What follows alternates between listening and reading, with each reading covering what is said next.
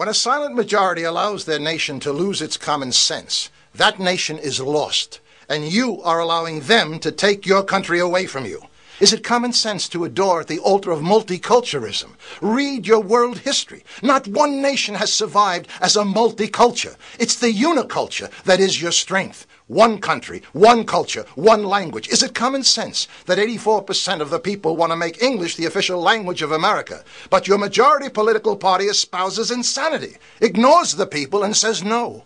Is it common sense that 53 countries, mostly in Africa, have declared English to be their national language, and the party who declares we will unite you says press 2 for Spanish? Is it common sense to adopt your new national religion of diversity when the very word means disunity?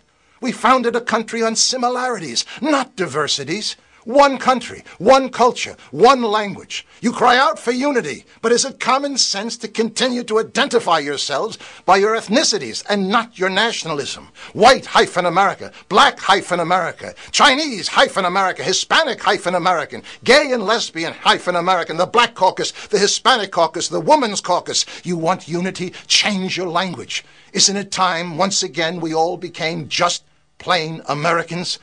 Or is that too much common sense? Is it your new common sense now to stand up and cheer when a presidential candidate wants to hand over the health care system to that same government who has run Social Security, Medicare, Medicaid, and 12 other entitlement programs into bankruptcy? A government bureaucracy who can't run a railroad, your airports, secure your borders, or find 15 to 20 million illegal aliens.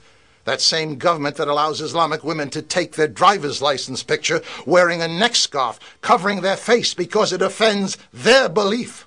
What's next? Allowing the Ku Klux Klan wearing their hoods? Is it common sense to bankrupt the American Treasury? Fighting wars for countries whose silent majority won't fight for themselves? Your debt is now $9.4 trillion. Is it common sense to continue to give away $9 billion of taxpayer money to unfriendly countries in foreign aid, including $2 billion a year to Egypt, who votes against the United States 80% of the time in the United Nations? All this while your own inner cities crumble. 40% of your high school graduates can only read or write at a 4th grade level. You have to import people from China and India for your high-tech industry because you haven't got enough smart people in America. And New Orleans and the flood victims of Iowa continue to be forgotten. This is madness. Lay down your misplaced global burden and rebuild America first. You can't support the world while neglecting your own country. Are you unifying the country with common sense when both of your presidential candidates cry out, we must show compassion for the 15 to 20 million invaders from south of your border?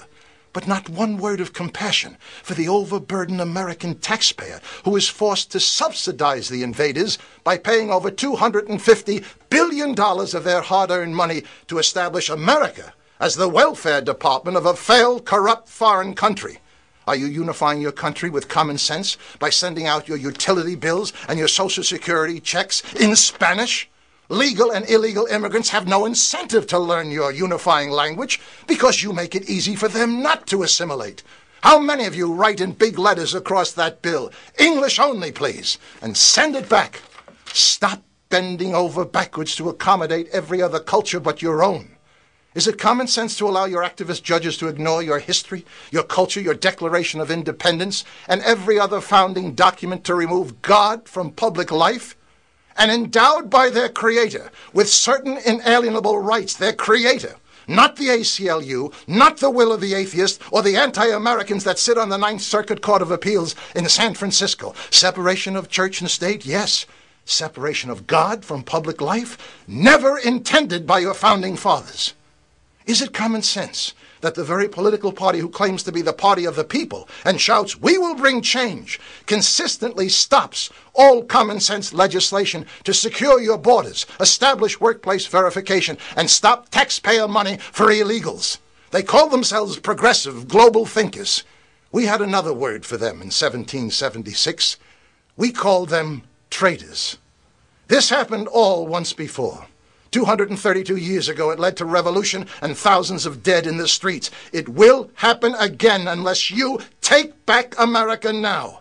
Join the grassroots movement of the Second American Revolution, not of guns and violence, but pressure, pressure, pressure on your none-representing representatives who created these problems in the first place.